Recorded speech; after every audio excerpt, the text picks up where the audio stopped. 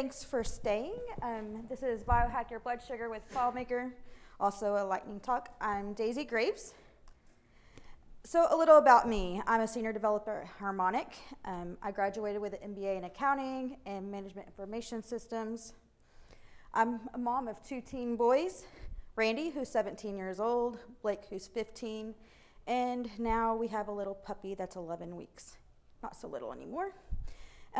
So why is that important? Well, Randy, my oldest, he's type 1 diabetic, and he was diagnosed at 12. So let me give you some story on that. October 2014, that month will forever always be remembered. It all started off with Randy. He had a cast on his arm. He played soccer, got into a collision, going up for a ball. We got the cast off. He went straight back into soccer, played his first game and started complaining. Didn't feel good, just tired, headache. So, of course, I thought, oh, you're just dehydrated. It's Texas heat, 110. You haven't played in 6 weeks. You'll be fine. Well, went to school Monday and Tuesday, and all was good. Wednesday, came home complaining, still not feeling quite right. Felt better Thursday and Friday, played the next game on Saturday. Saturday night, we went to a friend's house, did some pumpkin carving because Halloween's quickly approaching in 4 days. And then Sunday, he woke up complaining, I just don't feel good, Mom.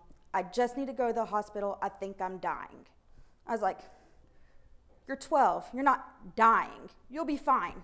Let's go to the clinic. No, let's go to the hospital. I'm dying. Okay. So we go to the hospital. We walk in, they do this little triage. He sits down, they take his blood pressure, abnormal. They're like, sit there, don't move. And I was like, well, this is a little uncalled for being dehydrated. I was like, okay. And then they moved him straight into an ER bed and crash cart to follow us. Tried to get IV started, took a while to get it.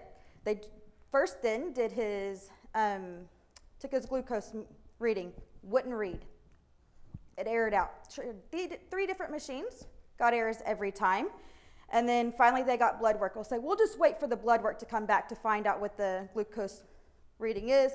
Until then, we're just gonna diagnose him type 1 diabetic. I was like, okay, we can do this. We got it. Then they're like, well, hold on. We're gonna go ahead and admit him. We just need to see what floor we're admitting him to, a higher level or just a regular floor. Okay. Next thing, a nurse comes in and says, so I'll be your nurse and I'll be taking you to the ICU, the pediatric ICU. Well, this little quick run to the ER turned into a 3-day stint in the ICU. Finally, upon exit and release, they said, here was your admittance and diagnosed type 1. Here's all the stuff you get to take home and do every day for the rest of his life. And I asked the important question because I'm numbers and I like to know. So what was his blood sugar when he was admitted? 1,024. That's right, 1024. Normal range, if you don't know, is between 70 and 100. So technically, yes, he was dying. I guess I should believe him more often.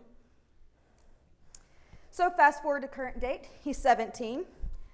Still plays soccer, and sometimes life just happens and it's not easy to manage as it once was. He's about to move off to college and play D2 soccer for college. So how am I going to make sure he has the right tools to do what he needs to do, because I am the mom? And so we thought, well, let's make an app. We can do that. And we can use the FileMaker to integrate with the things he already has.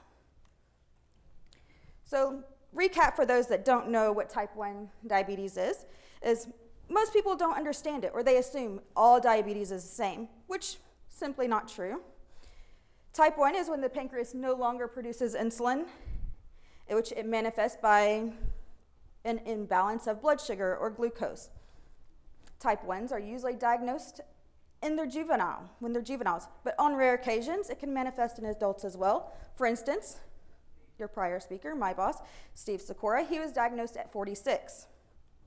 Treatment depends varying on whether your blood sugar is high or low. They both have their own complications. Type 1 diabetics are required to take insulin for two different purposes. One, for a constant release of insulin, which is also known as a basal, and for two, carbohydrates or sugar, also known as a bolus. Diet and exercise alone cannot control the blood sugar of a type 1 diabetic, which means they are insulin dependent. They are required to take a synthetic form of insulin via a shot or a pump to regulate the impact of food and just their everyday life. Although you cannot control type 1 with diet and exercise, they do play a factor in how your blood sugar reacts at any given time. Sleep, or the lack thereof, which can put the stress on your body and will affect your sugar. For example, the first signs of illness is your blood sugar will spike before you ever show any signs or symptoms. For type 1s, there's tasks that you have to do every day. Constantly check your sugar.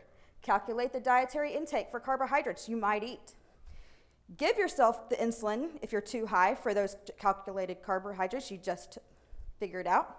And there's the risk of running low if you overcorrect or if you don't eat all the food that you just calculated the insulin for. And for those that are lucky and have the insurance that can cover an insulin pump and a continuous glucose monitor, it makes day-to-day life a little bit more manageable. Even with these two apparatuses, technology is still a bit lacking, which is why I wanted to have an app for my son.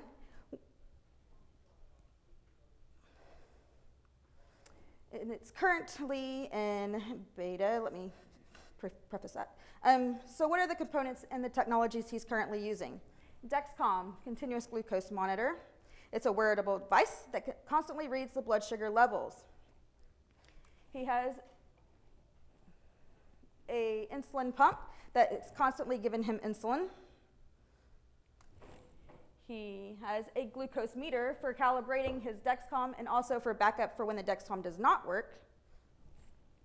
His iPhone, which all these have apps that read to the iPhone.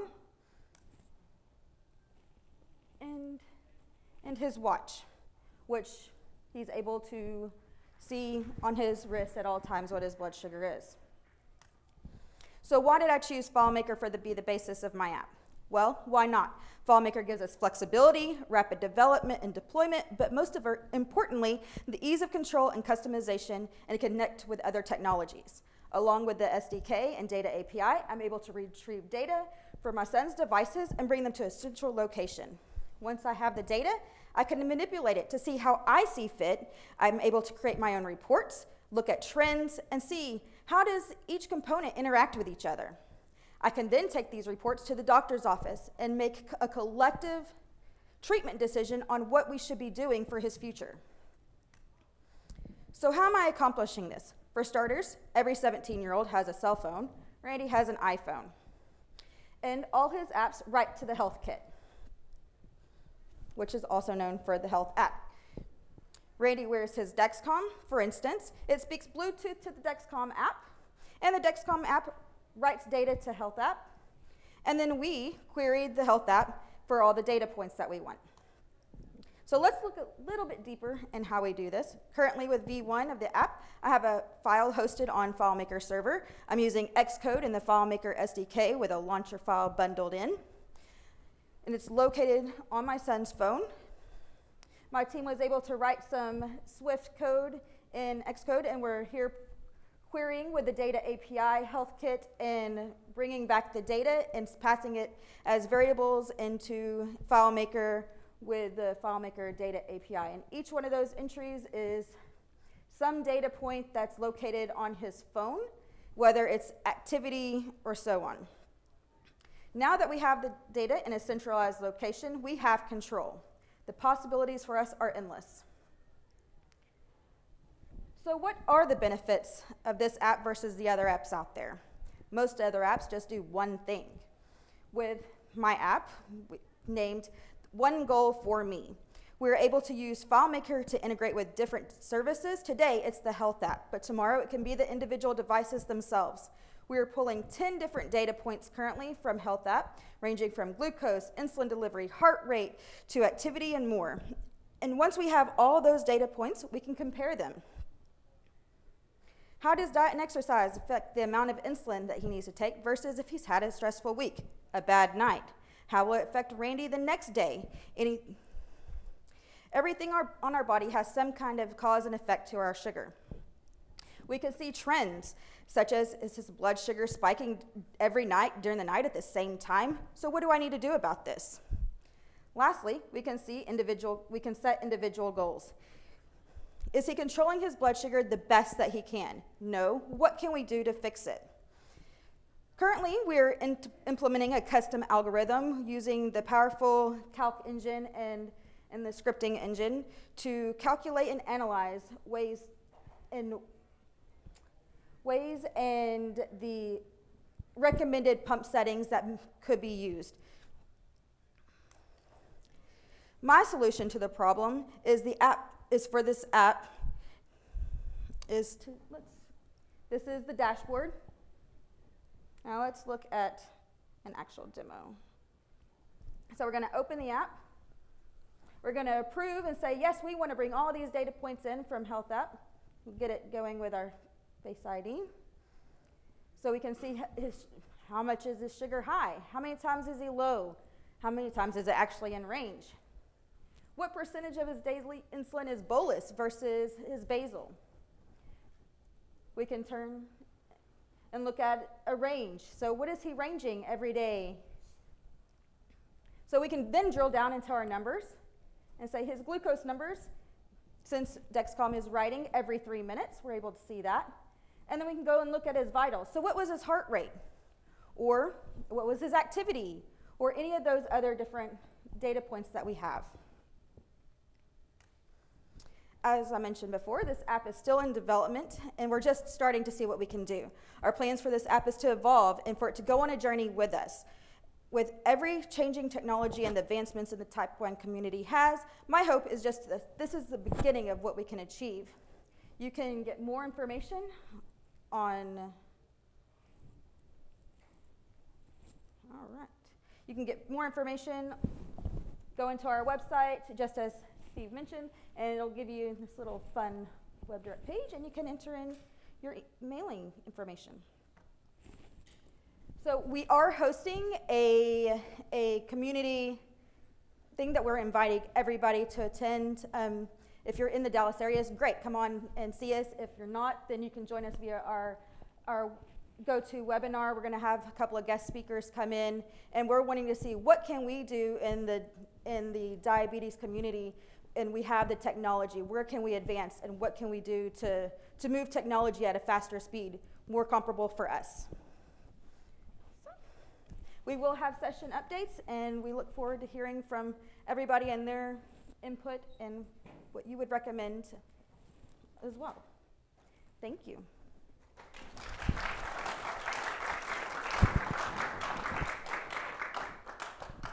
Is there any questions? Yes? How did the physician respond to you bringing in charts and charts of data? They liked it because they usually just want a log. So when did you give your insulin? How many carbs did he have? You know, how much was it total? I'm like, well, here's our trends, and this is what we have.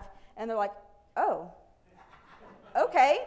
I was like, so I think we need to increase it during the night this much. And they're like, okay.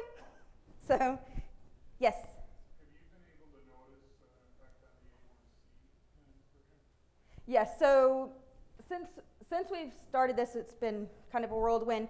The A1C is coming down, so because we're able to get a tighter control of it and working on, well, we know that he's high every night, so let's increase his basal during the night, or after every meal that he was told to take, you know, so many carbs for so much insulin for this many carbs. Well, maybe that's not appropriate anymore because he's grown 3 inches and put on 20 pounds. So maybe we need to give more carb or more insulin per carb than we did before. So we're able to provide the amount of insulin for his growing self and be able to keep a tighter range. Yes? How do you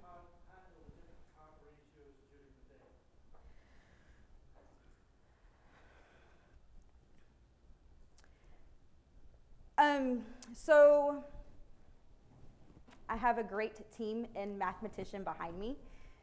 So we can go, we plan on giving a more in-depth look of how we're doing the recommended pump settings with our custom algorithm. Right now, I could say that, so in our records, we do have 12 o'clock is this many, 1 o'clock is this many, 2 o'clock is this many. So it's taken into account. Now, the carb ratio between the amount of insulin you give to that car. We're also tracking that because that's in another table. It's part of his pump settings that we're bringing in. Yes. Is he cooperative? He's stubborn. The apple may not fall far from the tree, so. But he thinks it's pretty cool, and hopefully as it builds, he'll start using it more and more because I'm constantly tweaking it. I'm like, okay, open your app. Let us sync data again. And he's like, Mom, I just opened the app 10 minutes ago. I'm like, do it again just for me, please. So, all right. Well, thank you.